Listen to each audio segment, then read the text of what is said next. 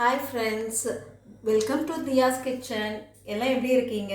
இன்னைக்கு என்ன ஸ்பெஷல்னா உருளைக்கிழங்கு மசாலா. உருளைக்கிழங்கு மசாலாவுக்கு தேவையான பொருட்கள் 3 பெரிய உருளைக்கிழங்கு வேக வச்சு எடுத்திருக்கேன்.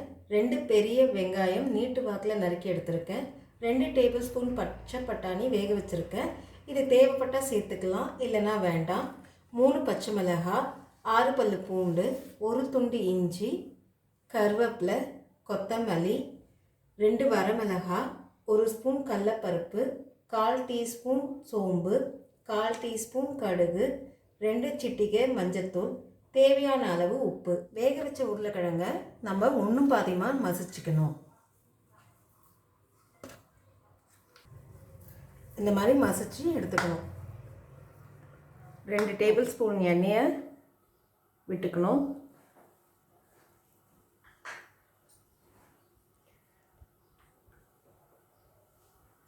எண்ணெய் நல்லா காயட்டும்.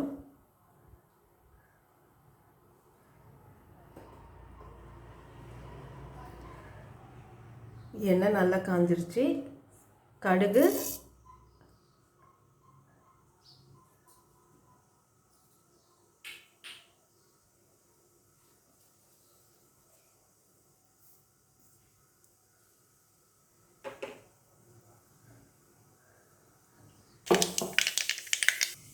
கடுகு பொரிஞ்சிடுச்சு. இதில் சீரகம் 1/4 ஸ்பூனு. சீரகன்றது இந்த பெருஞ்சீரகம்னு சொல்லுவாங்க. பெருஞ்சீரகம் சோம்புன்னு வாங்க, பெருஞ்சீரகம் அதை போட்டுக்கணும். பொரிஞ்ச பிறகு கடலைப்பருப்பு,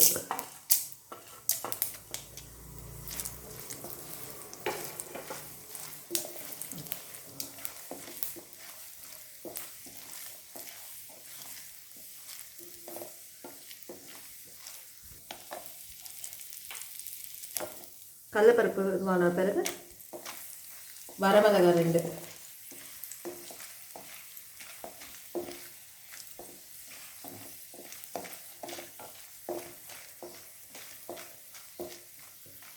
ஓகே ஃப்ரை ஆகிடுச்சு.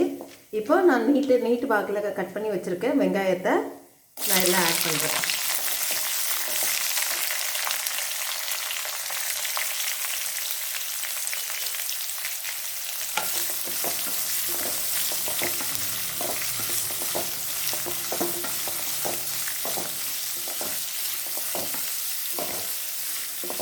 ஒரு 2 நிமிஷம் இது ஃப்ரை ஆகட்டும். பாதி வதங்கின உடனே இதில் என்ன பண்ணணும், நீட்டு வாக்கில் கட் பண்ணி வச்சுருக்க இந்த பச்சை மிளகாவை ஆட் பண்ணிக்கணும். பூண்டு சேர்க்குறது ரொம்ப நல்லது. ஏன்னா நம்ம செய்கிறது உருளைக்கிழங்கு மசாலா. கேஸ்ட்ரிக் ப்ராப்ளம் எல்லாம் இருக்கவங்க இன்னும் கொஞ்சம் நிறைய பூண்டே சேர்த்துக்கலாம். பொடிசாக நறுக்கியிருக்க இஞ்சி, இவ்வளோ பொடிசாக நறுக்க தெரியலனா சீவிக்குங்க.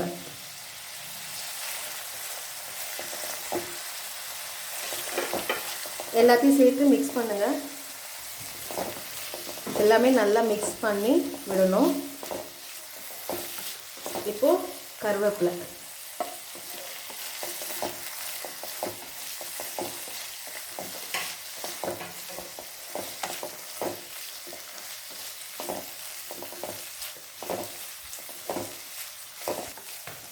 இப்போது நல்லா வதங்கிடுச்சு பாருங்கள். வெங்காயம் பச்சை மிளகாய் எல்லாமே நல்லா வதங்கிடுச்சு. இப்போது என்ன பண்ணணும்னா இதில் நம்ம மஞ்சத்தூள் இருக்குல்ல, 2 சிட்டிகை மஞ்சத்தூள் அதை ஆட் பண்ணணும்.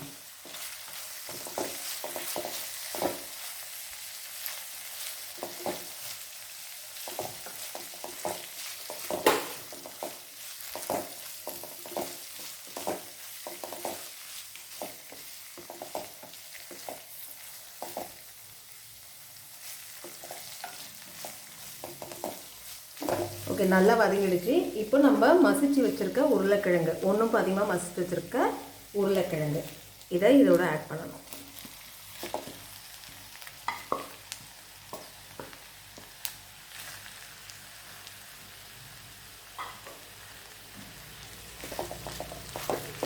இதை நல்லா கிளறி விடணும்.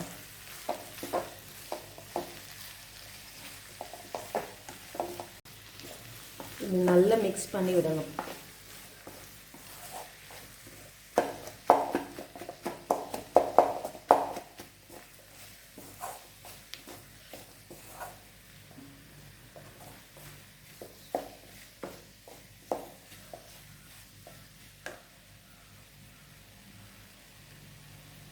தேவையான அளவு உப்பு.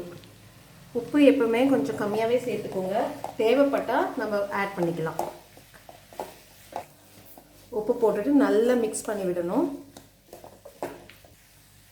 இப்போது இல்லை ஒரு கிளாஸ் தண்ணியை நான் ஆட் பண்ணிக்கிறேன். தண்ணி ஆட் பண்ணுறது வந்து நம்மளுக்கு எந்த அளவுக்கு திக்னஸ் தேவைப்படுதோ அதுக்கேற்ற மாதிரி நீங்கள் தண்ணியை ஆட் பண்ணிக்கலாம்.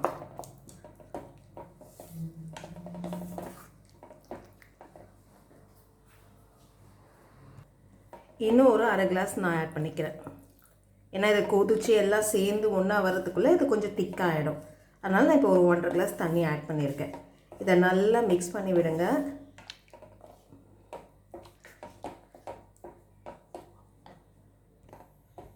இதில் பச்சை பட்டாணி வச்சுருக்கேன். இது ஆப்ஷனல் தான், நம்மளுக்கு தேவைப்பட்டால் நீங்கள் சேர்த்துக்கோங்க, இல்லைனா வேண்டாம்.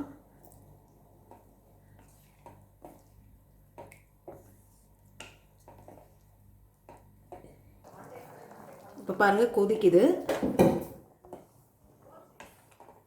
இப்போ லோ ஃப்ளேமில் வச்சு ஒரு 5 நிமிஷம் மூடி வைப்போம். அப்பப்போ கொஞ்சம் ஓப்பன் பண்ணி நம்ம மிக்ஸ் பண்ணி விடணும், இல்லைன்னா அடி பிடிச்சிரும். இன்னும் கொஞ்சம் நேரம் ஒரு விடலாம்.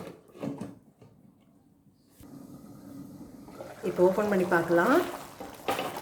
ஓகே, எல்லாமே ஒன்றா சேர்ந்து நல்லா கொதிக்குது பாருங்கள். ஆல்மோஸ்ட் ரெடி ஆகிடுச்சு.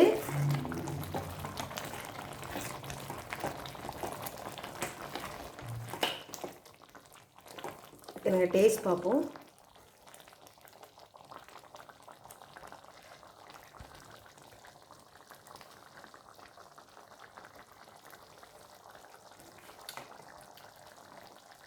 உப்பு காரம் எல்லாம் கரெக்டாக இருக்குது.